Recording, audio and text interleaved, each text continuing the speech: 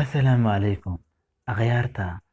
Maanta waxaanu ka hadlaynaa caadooyinka xun oo ay tahay inaad iska dayso. Badanaa caadooyinkan Soomaalidu way samaysaa, aad bayna ugu dhaqantaa, laakiin ma wanaagsana inaad dadka weydiiso ama aad ku dhaqanto. Lambarka koowaad, weydiinta waxyaabaha khaaska ah ama gaarka ah. Haddii mar walba aad weydiiso qofka waxyaabaha khaas ku ah, run ahaantii ma wanaagsana, qofkuna wuu ku dhibsanayaa.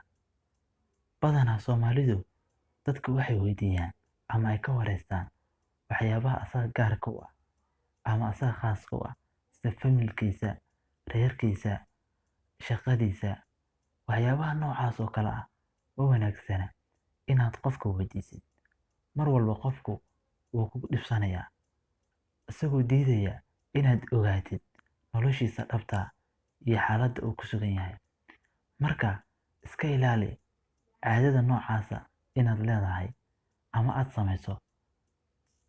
Lambarka labaad, weydiinta waxyaabaha dadka kale khuseeya ama arrimaha dadka kale. Run ahaantii Soomaalidu caadada noocaasa aad ayay u taqaanaa, waana caado xun oo foolxumo ah, mana wanaagsana inaad qof ka wareysato arrin qof kale khuseeya. Sida ay Soomaalidu badanaa ay isticmaasho, waxay yiraahdaan war hebel ka waran arrintiisa xaggee ayay maraysaa, hebel war ma ka haysaa. Marka hadallada noocaas oo kale ah ama caadadaas ma wanaagsana. Soomaalida badanaa caadada noocaasa aad ayay u isticmaashaa, laakiin waa caado aad u xun, sababtoo ah qofka waxaad ku ridaysaa kalsooni darro. Mana fiicna inaad arrimaha qofka inaad bannaanada aad ku sheegto ama aad dadka aad ka wareysato. Haddii kale waxay noqonaysaa dhibaato qof walba uu ogyahay ama xaalad uu qof walba la socdo. Haddii aad rabto inaad qofka wareysato ama xaaladdiisa dhabta aad ogaatid, isaga u tag oo xaaladdiisa ka wareyso oo cid kale ha la wadaagin. Laakiin haddii aad mar walba aad qof ka wareysato ama aad weydiiso arrimo qof.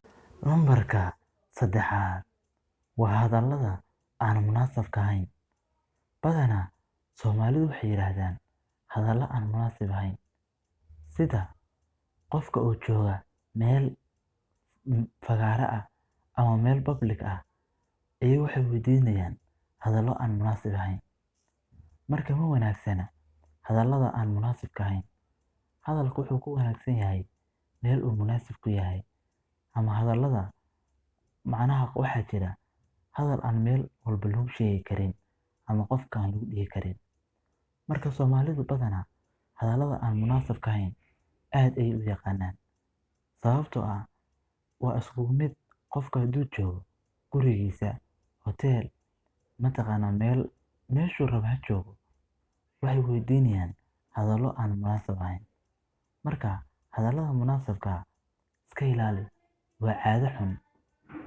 Lambarka afraad waa afxumada. Badanaa Soomaalidu waxay yiraahdaan hadallo aan wanaagsanayn oo afxumo ah, laakiin Soomaalidu qaarkood way isku fahmaan wayna ku kaftamaan. Laakiin badanaa dadka qaar waxaa jira oo dhibsanaya hadalladaas ama aan jeclaysanaynin. Marka hadallada afxumada aan wanaagsanayn iska ilaali. Waad ku mahadsantahay daawashada muuqaalkan. Fadlan subscribe noo saar.